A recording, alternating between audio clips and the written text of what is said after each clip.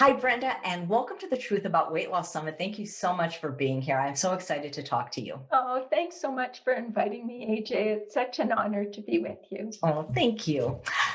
Brenda, so many people, when they want to lose weight, turn to low carb diets like keto or paleo or now this new carnivore diet, and they often do experience weight loss. But are these diets effective for long-term weight maintenance, and how are they for one's health? Well, I can remember probably, I don't know, 12, 14 years ago when paleo became the big thing and it became number one on, Google search for popular diets. And I got really concerned because it's a diet that's really centered on meat and animal products. And I thought to myself, um, you know, what are the repercussions long term? Exactly what you're talking about. Keto is even more extreme than paleo in terms of eliminating carbohydrate containing foods. And so both of these diets, very, very popular diets. And as you mentioned, the carnivore, which I won't be talking about today, but it's similar in so many ways. But I'm very concerned about these diets. I'm concerned about them in terms of long-term health for people. I'm concerned about them in terms of the health of this planet. And I'm concerned about them because if people follow these kinds of animal heavy diets, we're talking about an increase in the number of animals that will die and be tortured during their short lives. And so there are many reasons to be concerned. But today, I just really hope to give people a perspective that is reasonable, sensible, and will help people to understand why these diets are probably not such a good idea. Great. I look forward to hearing it. Well, thank you. So shall I just share my screen? Yep. Okay. The title of my presentation is Deconstructing Keto and Paleo Diets.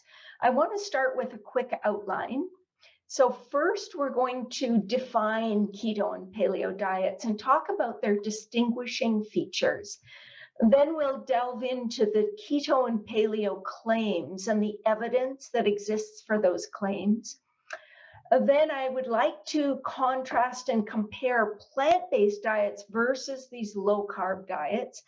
And then we'll wind up talking about the good, the bad, and the ugly where low carbohydrate diets are concerned. So let's begin by talking about ketogenic diets. And first of all, what is a ketogenic diet? Well, it's basically a diet that generates ketones. So keto equals ketones and genic equals generate. So a ketogenic diet is a diet that generates ketones. And this creates a metabolic state called ketosis. And that basically means you have elevated ketones in your blood and your urine. So what exactly are ketones? Well, ketones are acids, and remember that they're acids that are made by the liver from fatty acids.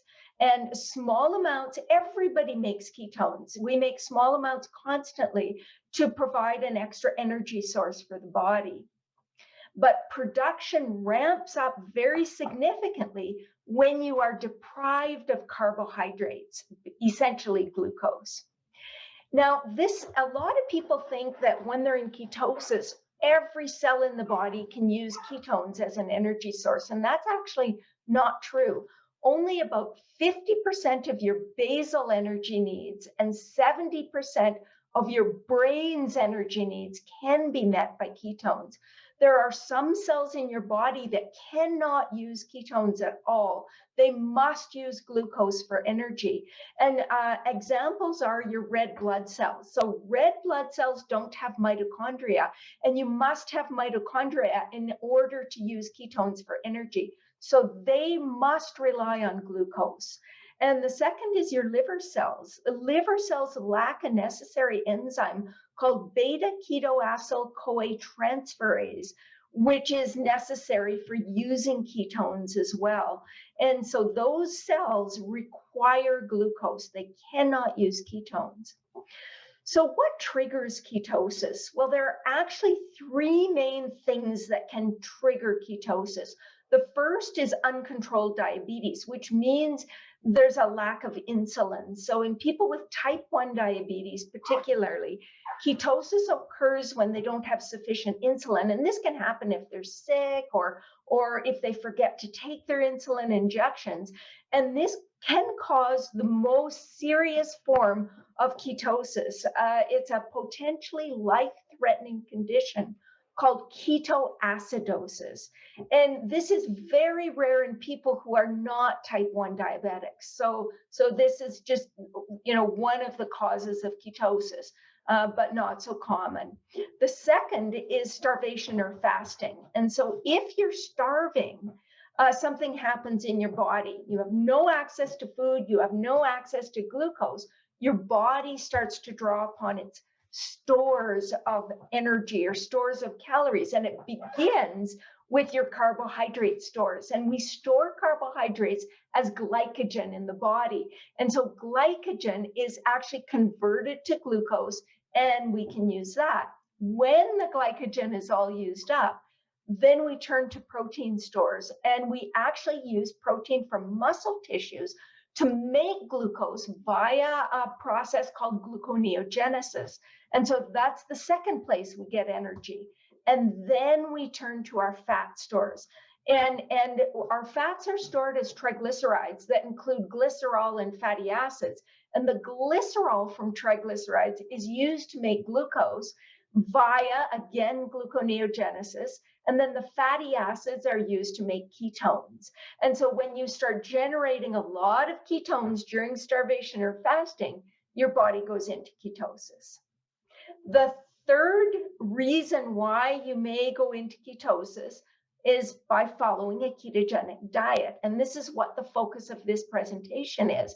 So these are eating plans that force the body to shift from using its preferred fuel, which is glucose, to using an emergency backup fuel, which is ketones, as its primary fuel.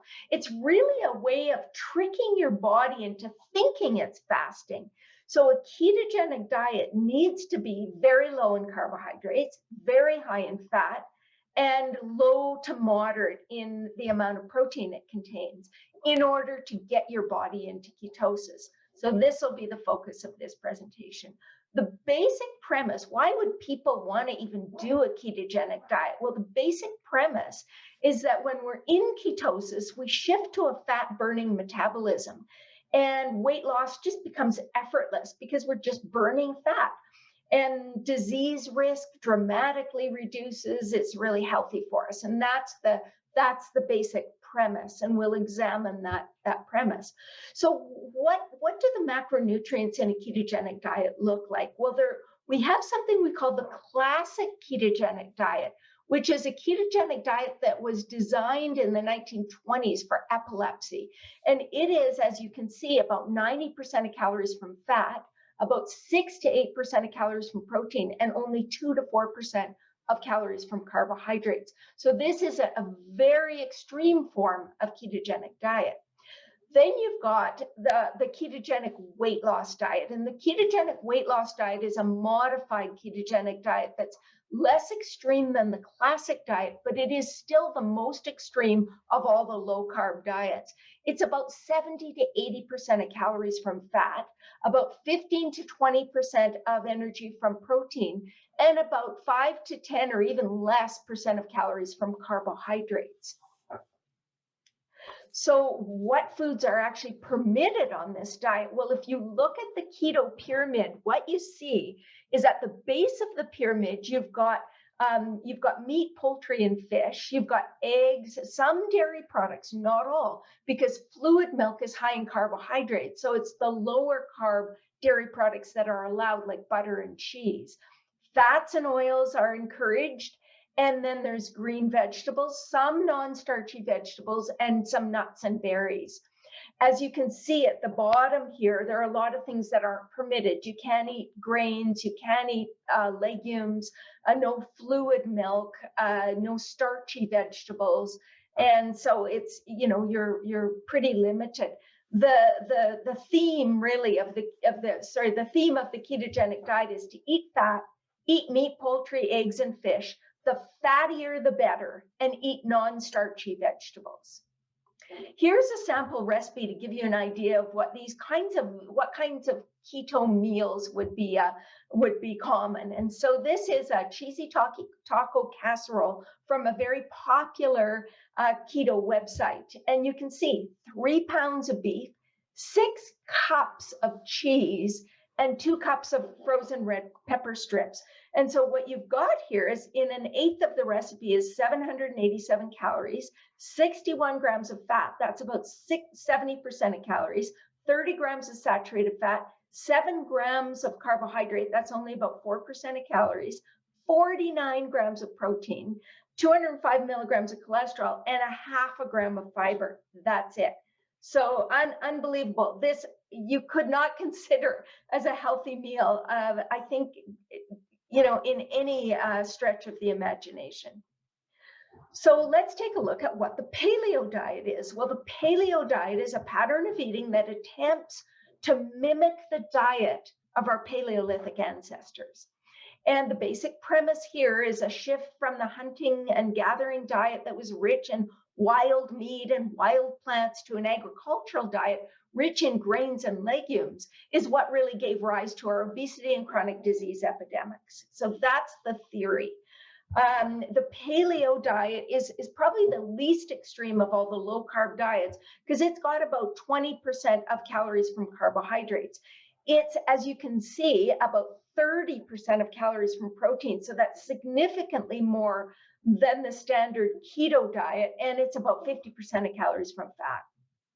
So what foods are permitted? Well, it's a very similar kind of pyramid to the keto pyramid with meat at the base of the pyramid. It's a little more liberal in fruits and vegetables, and it's got nuts and berries as well.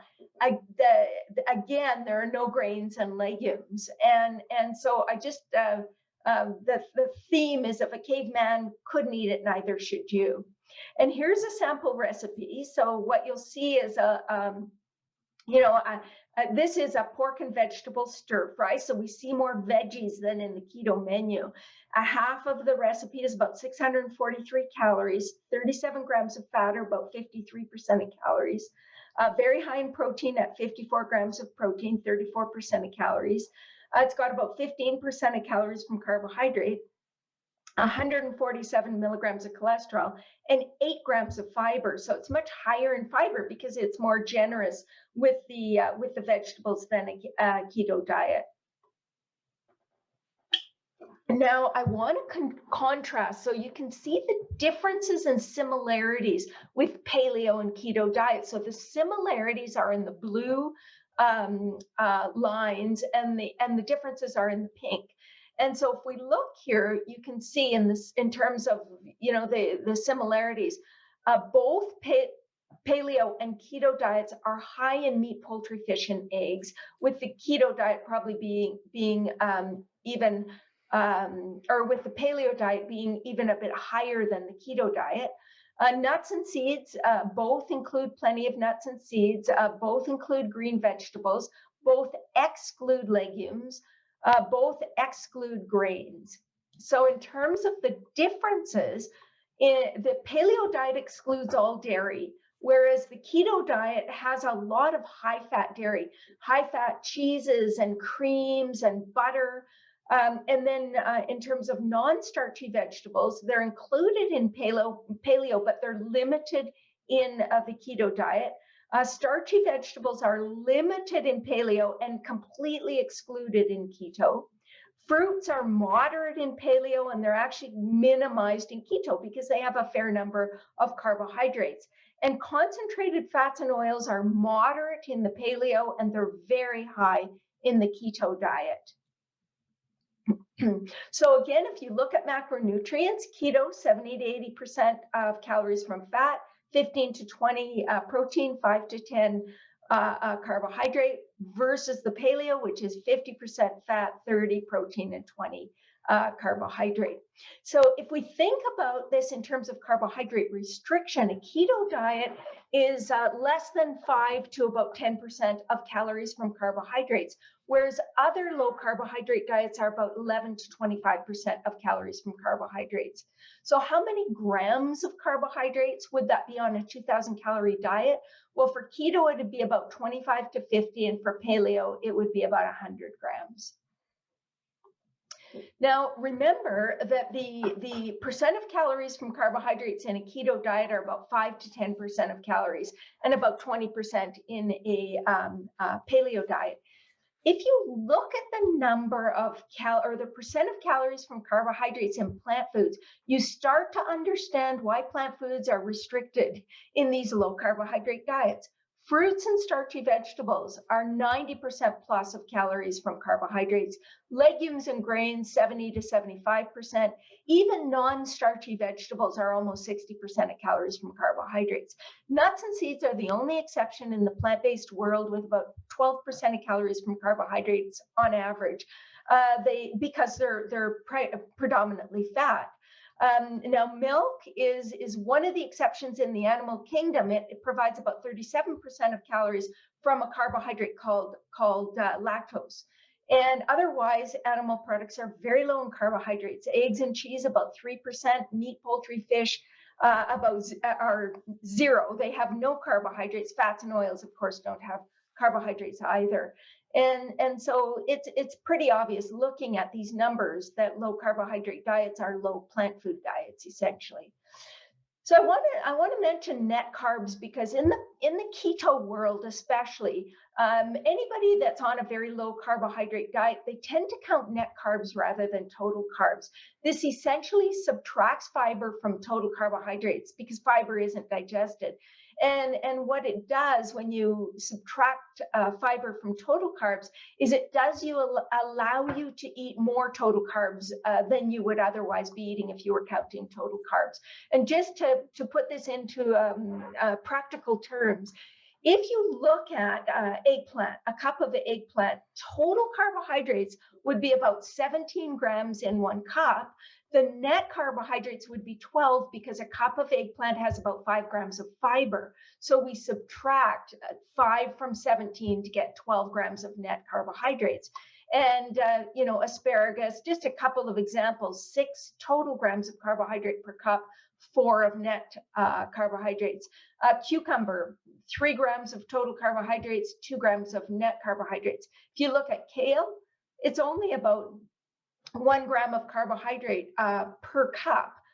If you talk about net carbohydrates, it's only 0.2. So you can see people eating, these diets could be consuming a fair bit of leafy greens.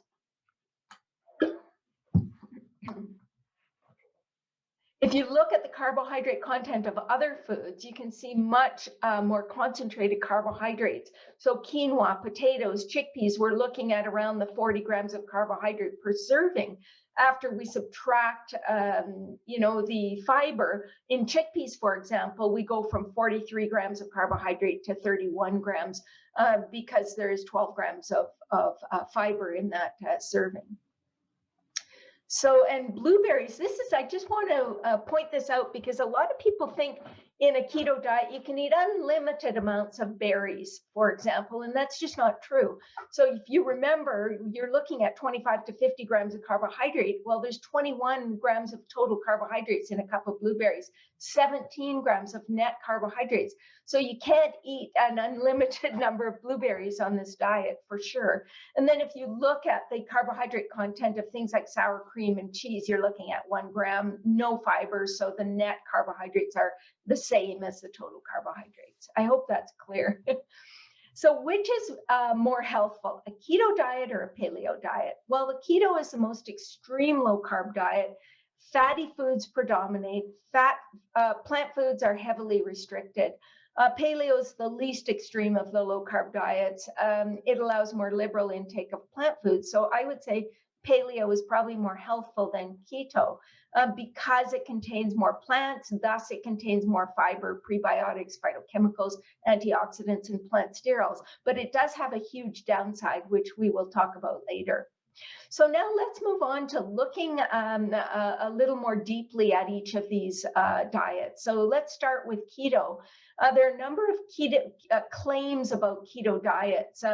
Number one is they reduce epileptic seizures. Number two, they're the best diets for weight loss. Number three, they reverse diabetes. And number four, they kill cancer.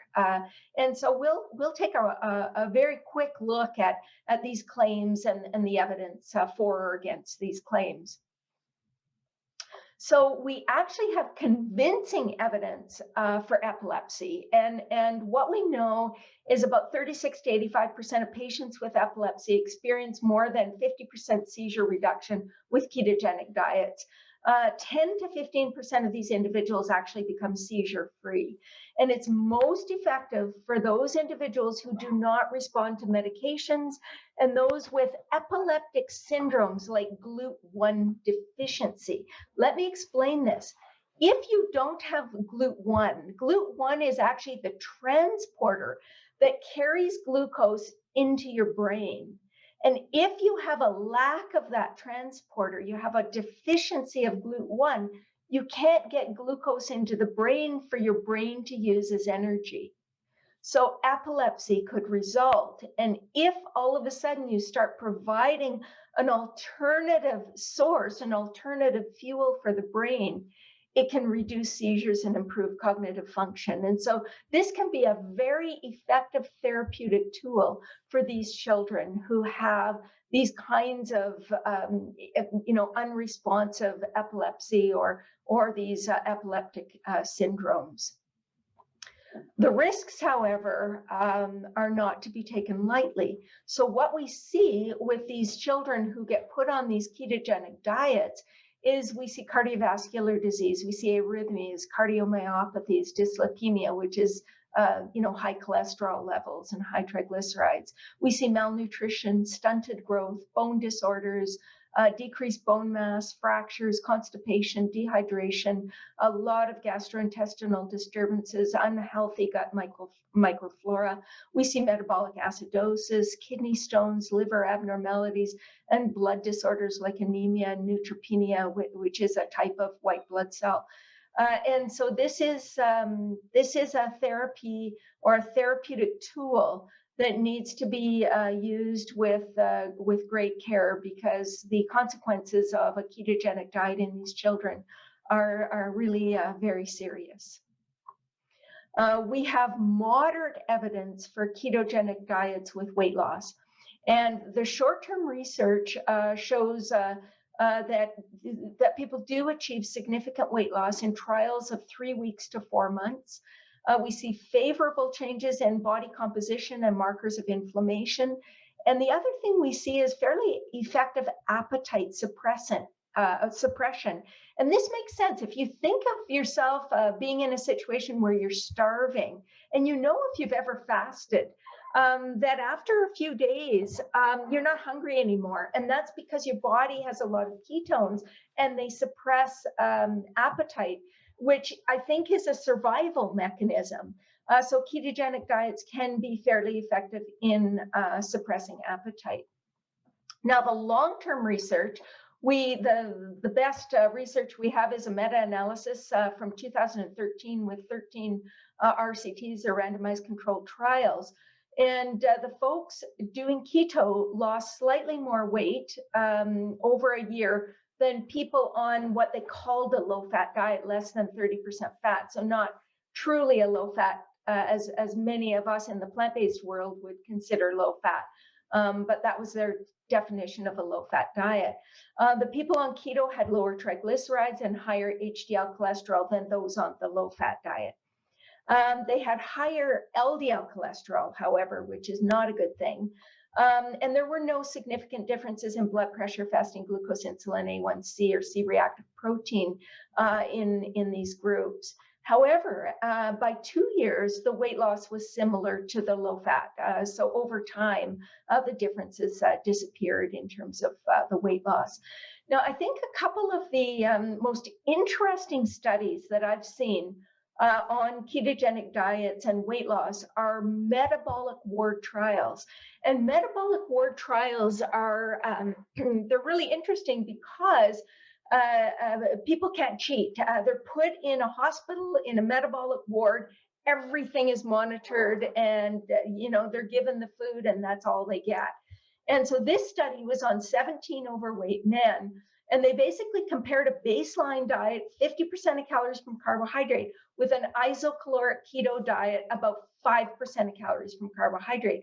And basically, every individual in this study went on both. They did. It's called a crossover design. So they do 4 weeks on the baseline diet, and then 4 weeks on the ketogenic diet. So we can see the differences between the two diets in the same individual, which is wonderful. So what was really interesting in this study is the loss of fat-free mass, which means muscle, was greater on the ketogenic diet than on the normal carbohydrate or the baseline diet. It took 4 weeks on a ketogenic diet to lose 0.5 kilograms of fat, and it took only 2 weeks to lose that amount of fat on the baseline diet.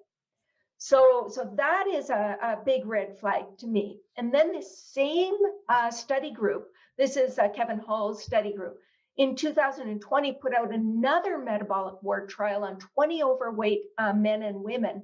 And they essentially compared a low-fat plant-based diet with 75% of calories from carbohydrates, 10% of calories from fat, with a ketogenic diet. And you just flip those, 10% of calories from carbohydrate and 75% of calories from fat.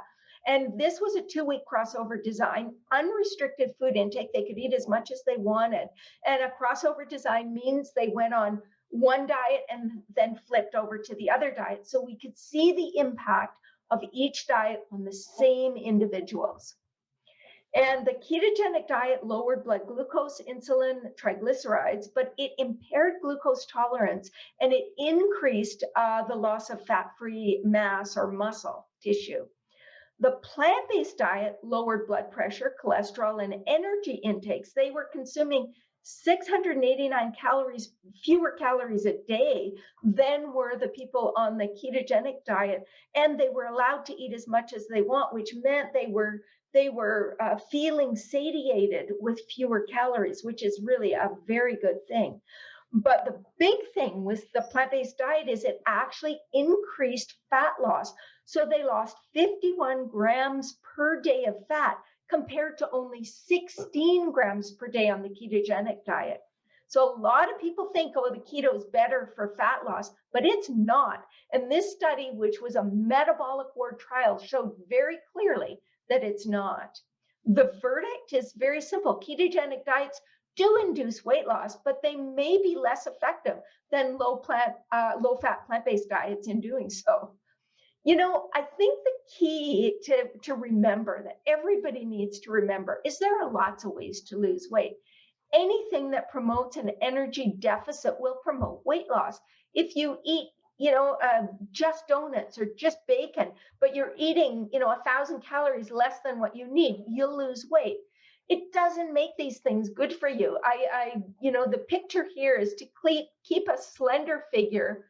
No one can deny, I think that's what it said, no one can deny reach for a lucky. So they were promoting, this was back in the 20s, they were promoting cigarette smoking for weight loss. Sure, cigarette smoking will help with weight loss, but it will kill you too. So we've got to remember that. And one tool that people may like to look at is the U.S. News best diet rankings. If you're tempted to do a ketogenic diet, take a look at this. Out of 35 diets in the best diets overall category, keto ranked 34 out of 35. In the best diets for healthy eating, keto ranked dead last. And the reason, and this, I think we need to really think about this, because to me, an effective and wonderful weight loss diet is only as good for you as it is healthy for you. There are so many ways to lose weight, but in the end, what we want to achieve is health. And by living a healthy lifestyle, we achieve a healthy weight, and that's the goal. And so why did the ketogenic diet rank dead last? Well, the diet is extremely high in total unsaturated fat and fatty animal products.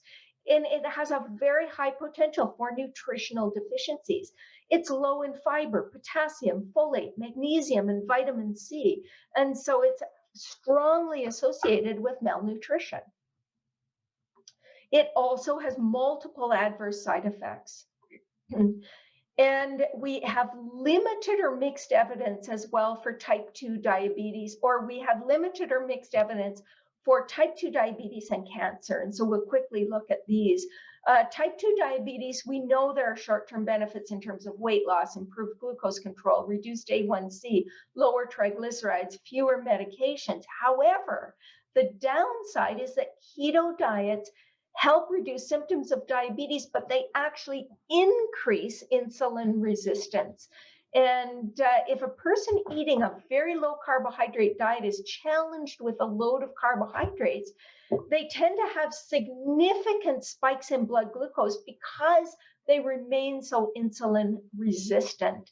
And the whole goal of diabetes treatment is to reduce insulin resistance, because that's type 2 diabetes is a disease of insulin resistance. If the diet doesn't reverse insulin resistance, to me, it's useless because it doesn't cure diabetes. So why do these diets fail to reverse insulin resistance? Well, it's very simple. They fuel the drivers of insulin resistance: lipotoxicity, inflammation, oxidative stress, and dysbiosis. And if you haven't heard these words before, lipotoxicity is when people store fat in organs that were not meant to be fat depots. So when we store fat in your liver, your pancreas, your muscle tissue, it should be stored in adipose tissue. And when we store it in these other tissues, it triggers disease. Lipotoxicity in the liver triggers insulin resistance. Lipotoxicity in the pancreas destroys beta cells. Those are the cells that make insulin.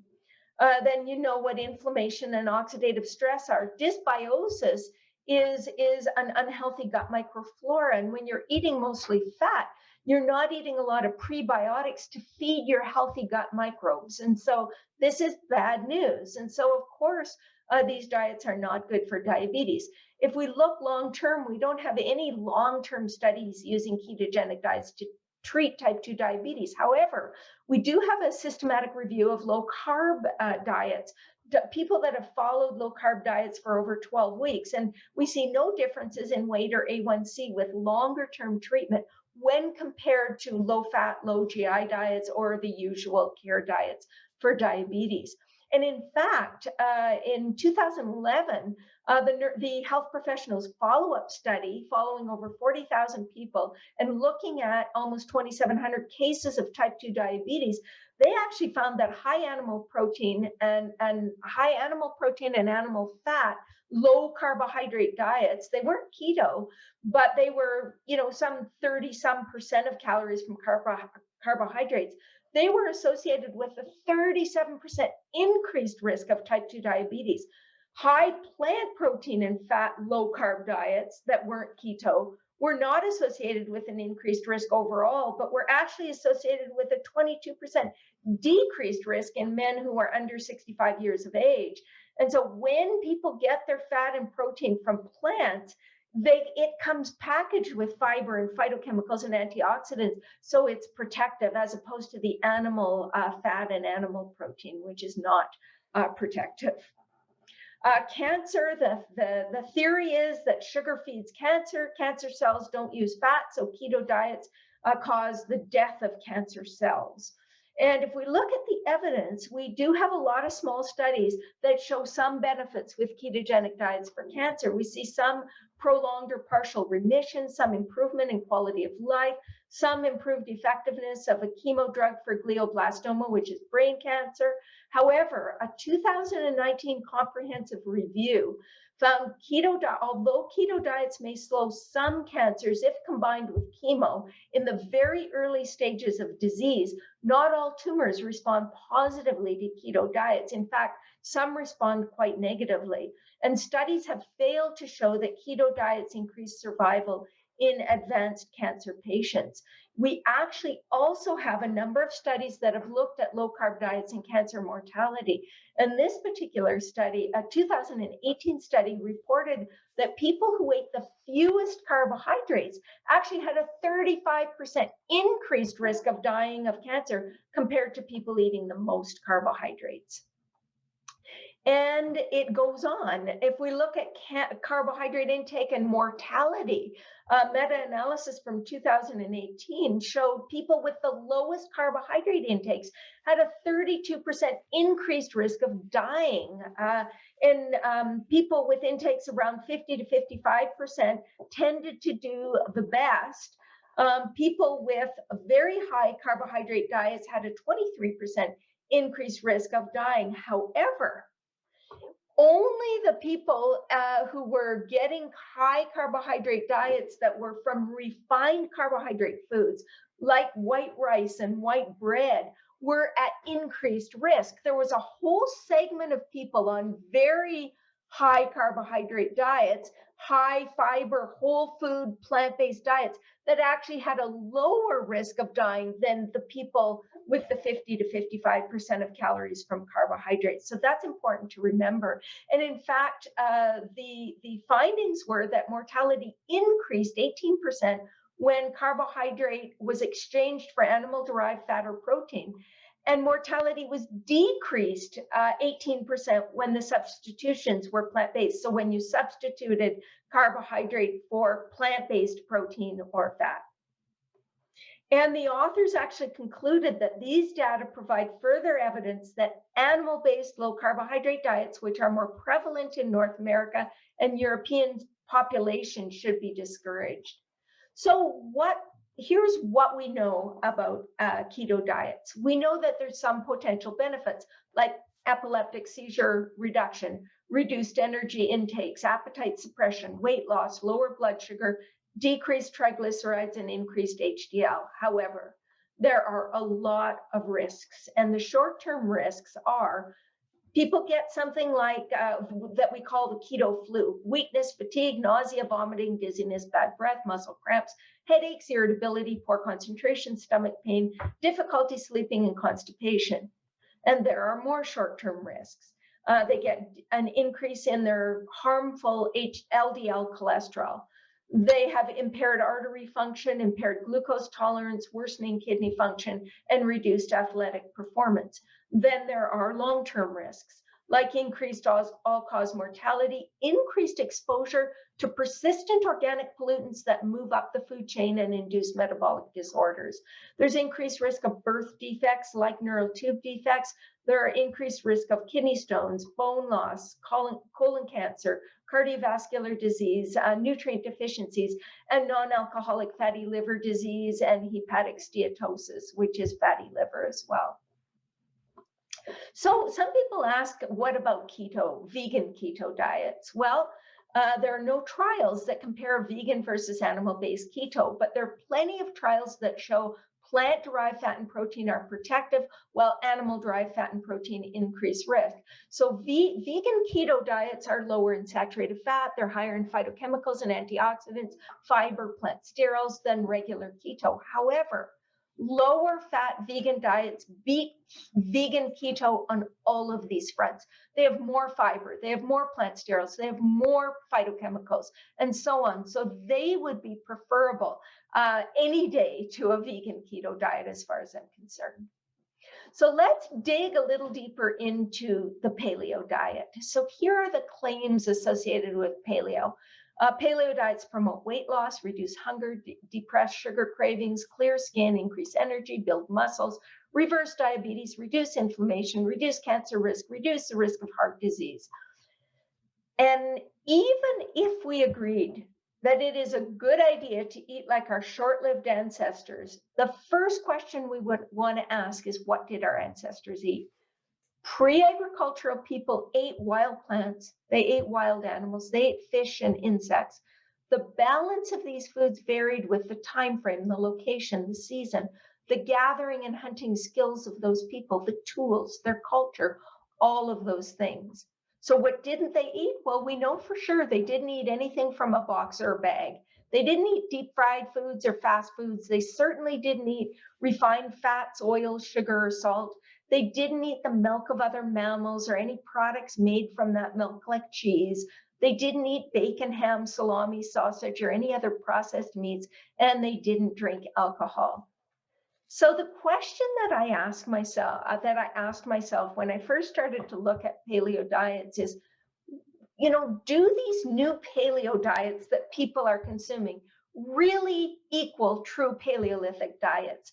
And so I turned to nutritional anthropology, and I found a couple of studies that actually estimated, estimated the intakes of Paleolithic people. And these studies were both done by Boyd Eaton and Melvin Connor. And the first was done in 1997, and the second, I believe it was 2010. Yeah, that was the 25 years later. And basically, what this study showed is early ancestral diets were overwhelmingly plant-based, with some insects and very small amounts of animal flesh. Reliance on meat increased in later ancestral diets. Actually, the first 80% of the Paleolithic period, human beings were predominantly vegetarians. The last 20% of the Paleolithic period, people started eating more meat as their hunting skills improved. However, these authors maintain that much proof points to continued significant, if not predominant, dependence upon plant foods. And here you've got the comparisons of what exactly was consumed. The first column here is the DRI, the dietary reference intakes. This is what's recommended by the Institute of Medicine. In the second column, you've got the estimates of what Paleolithic peoples ate in the 1997 paper, and then their revised estimates from 2010. And what you can see is during the Paleolithic period, people probably averaged about 3,000 calories a day. Protein ranged from about 25 to 30% of calories, so really very high protein intakes. Carbohydrates, they guesstimated range from about 35 to 65% of calories. Fat around 20, and then they increased it to 20 to 35%. Saturated fat somewhere from 6 to 12%. Cholesterol around the 500 milligrams a day.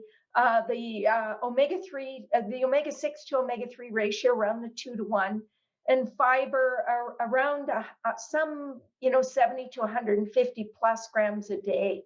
And if you look at this list, you need to look at it carefully, but say, does anything pop out from this page at you? And there sure was something that popped out at me, and that was this. They were consuming 70 to 150 or more grams of fiber per day. The average vegan probably gets 40, 50, 60. If they're eating a really good whole food plant-based diet, they might get 70 or 80 grams a day.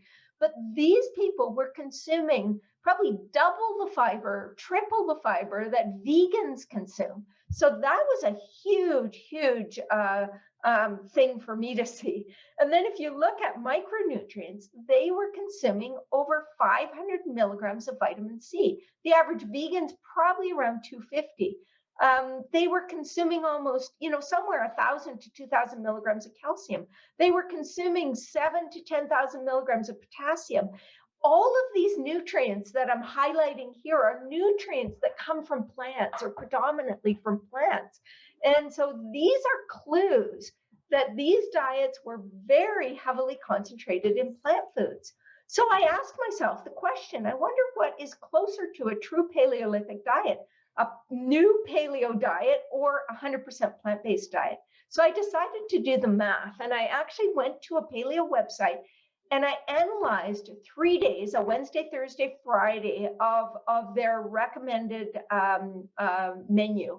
And so I analyzed the menu and then compared it with 100% plant-based menu. And again, a recommended menu from Becoming Vegan, a book that I co-authored. And so we used 3 days worth of those menus. And then we compared the macro and micronutrients. And if we look at the macronutrients, first of all, what we did was we adjusted all the menus to be 3,000 calories, so they were the same number of calories as a true paleo menu, so that it was a fair comparison. And then we looked at who came closer. Well, the new paleo diet did come closer on protein. However, the plant-based or vegan diet came closer for carbohydrate, fat, and saturated fat. Cholesterol was actually closer on the plant-based, but I gave it to the paleo because they both contain cholesterol, and the plant-based diet is completely cholesterol-free. The ratio of omega-6 to omega-3 and the fiber were both closer on a plant-based diet than they were on this new paleo diet. Then if we look at micronutrients, well, riboflavin, thiamine, vitamin C, vitamin E, all closer on a plant-based diet than what people are calling a paleo diet today. And vitamin A was closer on the paleo diet, and zinc was closer on the paleo diet. But iron, calcium, sodium, fat, potassium were all closer on a plant-based diet to a true paleo diet than the new paleo diet. And in summary, what this is saying is that the paleo diet actually comes closer to a true paleolithic diet for 4 nutrients: protein, cholesterol, zinc, and vitamin A. And a plant-based diet actually comes closer to the true paleolithic diet for 13 nutrients: carbohydrates, fat, total fat, saturated fat, essential fatty acids, fiber, riboflavin, thiamine, vitamin C, vitamin E, iron, calcium, potassium, and sodium. And the bottom line is this thing that people are calling a paleo diet today does not equal a true Paleolithic diet. Why?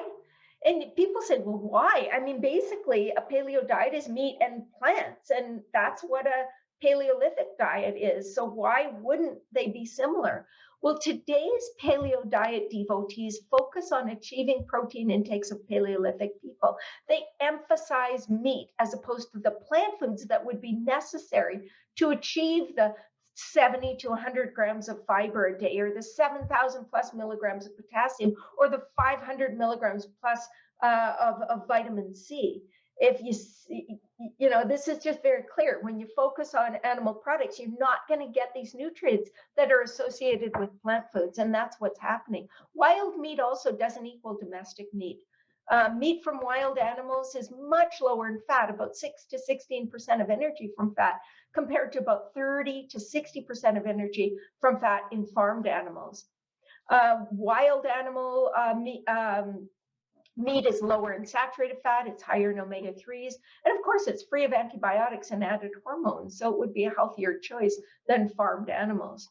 Wild plants do not equal domestic plants. Cultivated vegetables and fruits have been bred for their appearance, palatability, transportability, digestibility, and yield.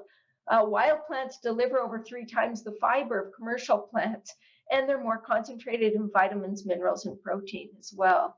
They're also lower in sugar. Now, talking about all of the claims made by paleo, why does, we see reduced risk of disease. We see very impressive short-term improvements reported in clinical trials.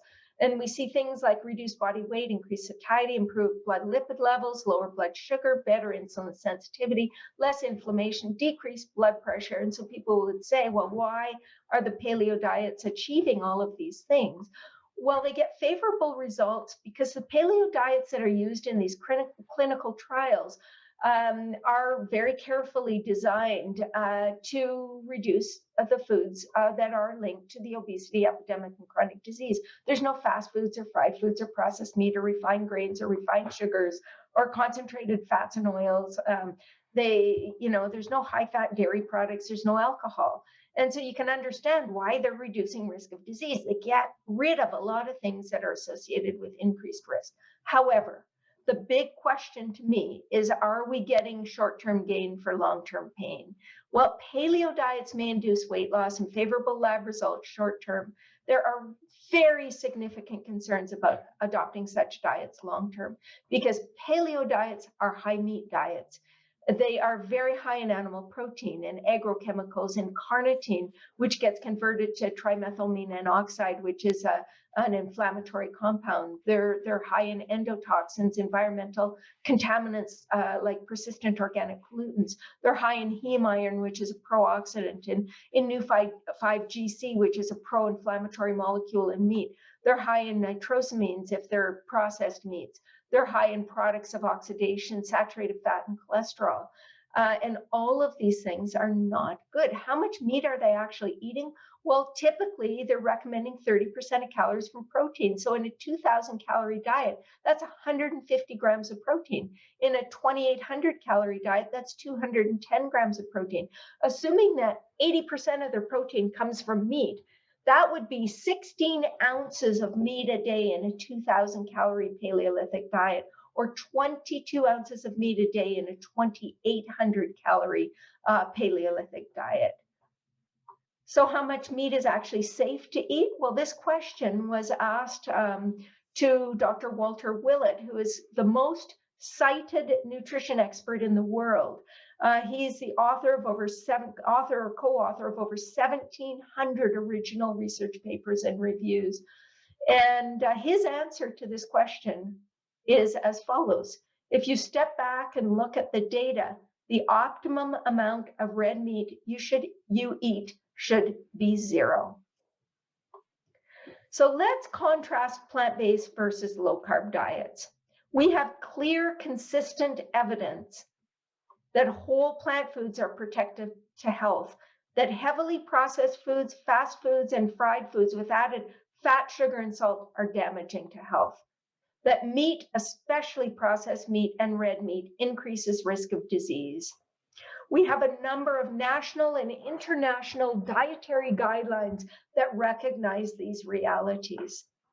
The World Health Organization's 12 steps to healthy eating. Step number 1 is eat a nutritious diet based on a variety of foods originating mainly from plants rather than animals. The FAO Plants, Pyramids, and Planets highlights international leaders that promote largely plant-based diets for health and for the environment. Germany says choose mostly plant-based foods. Brazil says eat foods mainly of plant origin. Qatar says emphasize a plant-based diet including vegetables, fruits, whole grains, legumes, nuts, and seeds. The UK says eat more plant-based foods including at least 5 portions of fruits and vegetables a day. If we look at the recommendations of cancer associations, eat a healthy diet with an emphasis on plant foods. Eat mostly foods of plant origin. Choose mostly plant foods such as vegetables, fruits, whole grains, and cut sugary drinks. The Eat Lancet Commission from 2019 came up with a report on healthy diets for sustainable food systems that will safeguard our planet and improve the health of billions of people. Their universal healthy reference diet, their recommendations were to increase healthy foods, vegetables, fruits, whole grains, legumes, and nuts, and decrease consumption of unhealthy foods, red meat, sugar, and refined grains. Canada's Food Guide, I'm a Canadian and I'm very proud of this. Canada's Food Guide is 3/4 of the plate is solely plant foods, half fruits and vegetables, 1/4 whole grain foods, and 1/4 is protein foods, which include a variety of animal and plant foods. But the guide says choose protein foods that come from plants more often. And you'll notice there is no dairy group. It's a little bit of dairy in with the protein foods. And instead it says make water your drink of choice. And then to me, the acid test is if we look at long-lived healthy populations.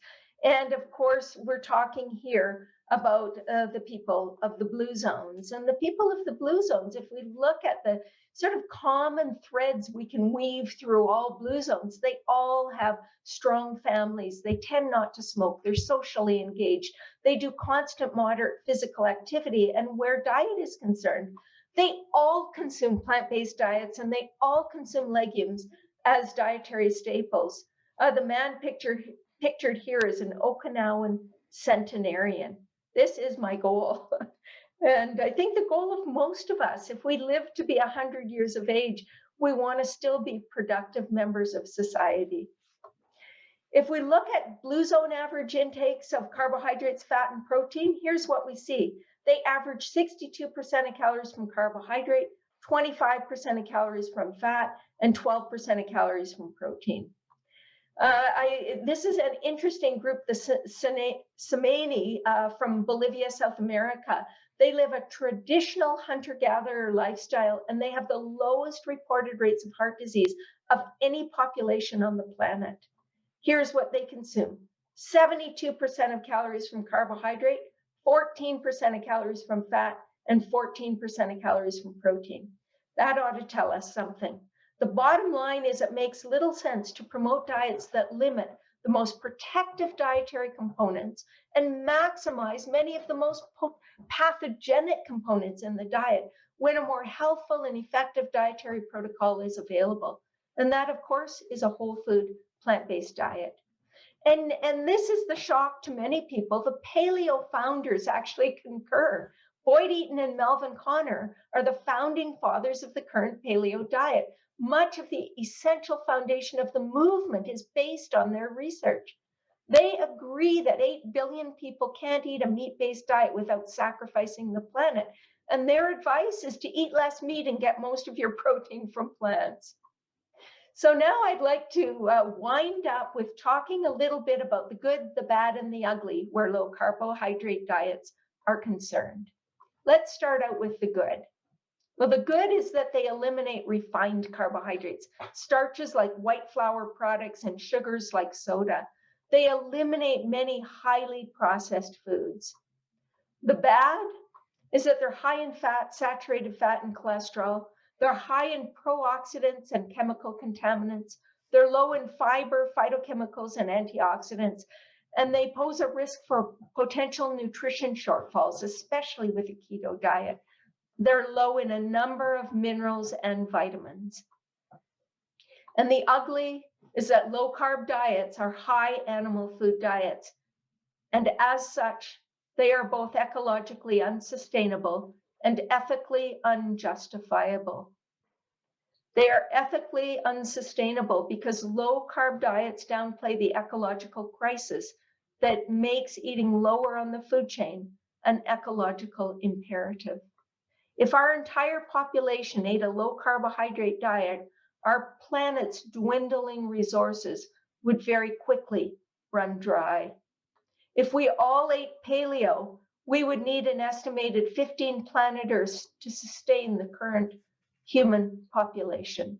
Animal-based diets breed human hunger because the greater our meat intake, the more resources we consume, the fewer people we feed. If everyone ate plant-based, the global calorie supply would increase by an estimated 50%, which could effectively wipe out hunger. The ultimate question is this: how can humans best adapt to their current environment to sustain a growing population on a shrinking planet? By getting our nutrition from plants, we all win. And we as human beings have a choice. When we consider the consequences of our food choices, not just for ourselves, but beyond ourselves, a plant-based diet becomes both an ecological and an ethical imperative. And with that, I will thank you, and I will stop my share so Chef AJ can ask any questions that you have. That was an incredible presentation. Believe it or not, I took 8 pages of notes. I'm not Oh, going to, no. I really did, but I'm not going to go through all of them, but there's some key takeaways that I wanted to go over with you, because what's really interesting to me, Brenda, is even if the keto diet, the paleo diets were not harmful for animal welfare and planetary health, they don't really seem to be all that great for weight loss. This is a weight loss summit, but according to the research you presented from Kevin Hall, more fat loss occurred on a plant-based diet. Absolutely. And so those are, and this is a weight loss summit. And when you think about weight loss, I think that a whole food plant-based diet, the evidence for this manner of approaching weight loss is far stronger than anything else. Well, it seems to me that fiber is the key to the kingdom when it comes to weight loss and appetite suppression. And the appetite suppression they're getting from the keto diet is from an unnatural, sickly state, whereas the appetite suppression you get on the plant based diet is from a healthy, natural state. Absolutely. Yeah, hit the nail on the head. Yeah. Dr. Walt Willett, you had a slide with his photo. He was a speaker on the Truth About Weight Loss Summit in a previous year. And I love that the most celebrated person in the world when it comes to nutrition said that the optimum amount of meat is none. Zero, exactly. And based on the evidence, and he has looked carefully at the evidence over many years. So I think that's a pretty strong statement. So, Yeah. Brenda, what is the real truth about weight loss? To me, the real truth about weight loss is that if you make healthy choices and you are overweight, you will start to achieve weight loss that will be good for you long term, that will protect you from mortality and disease risk long term. And so to me, the focus needs to be on health. And as you make really healthy choices in your food choices, and you're preparing foods in a healthful way, and you're exercising, and you're getting enough rest, and you're getting outdoors and breathing fresh air, and doing all of those things, your weight will gradually get to where it needs to be. And over time, I know myself, so many people think that they have to gain weight over time, and by the time they're a senior, they're going to be overweight. And there's nothing that could be further from the truth. If you live a healthy lifestyle and you're eating in a way that works for your body, you will achieve a healthy body weight. And I know for myself, as I got older, I'm in my 60s now. As I got older, I couldn't eat quite as much as I did in my younger days. And so, I mean, you just adjust. I still am very physically active, but I eat a little bit less. And that's, and one of the things, and I have to say this, and I don't know how you'll even feel about this, but for me, one of the most powerful tools, I eat healthfully, I live a healthy lifestyle, is daily weighing. I can remember when I was a young dietitian, we were taught that scales are for fish, and you shouldn't be weighing every day. It's not healthy for you. But the people that I know that have maintained their weight over time, like my mom, who's 83 years old, she still weighs within probably 4 or 5 pounds of what she weighed the day she got married. She has religiously weighed herself every day. My dearest friend does the same thing. I started doing the same thing as I found my weight starting to increase during adulthood, and I've started to weigh every day. And I find that it really, as soon as your weight starts to increase, you naturally just sort of cut back a little bit. You don't take that second serving or whatever it is until the weight gets back to where you want it to be. And so I find it a very effective tool. It's interesting because I know that some of the psychologists on the summit don't recommend it for certain patients that have for certain types of people. But Dr. James Hill, who is the founder of the National Weight Control Registry, who was interviewed as an expert for this summit, said that in the people that have successfully kept the weight off, in addition to daily exercise, that was a habit. They did weigh themselves daily.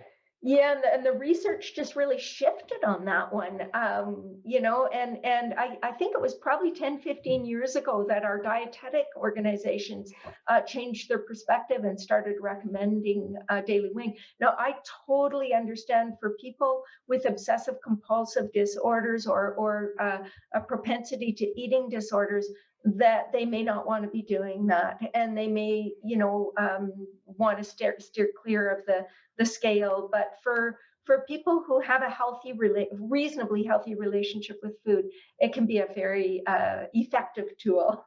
Right. The one scale that we don't recommend is the one that you weigh your food on, because when you're eating the right food, a whole food, plant-based diet, lower in fat, you don't need to weigh and measure your food. And that's what I loved about the Kevin Hall study is how could you argue with the fact that they were eating ad libitum and then they flipped the subjects. So that was fascinating. Yeah, very interesting. Yeah.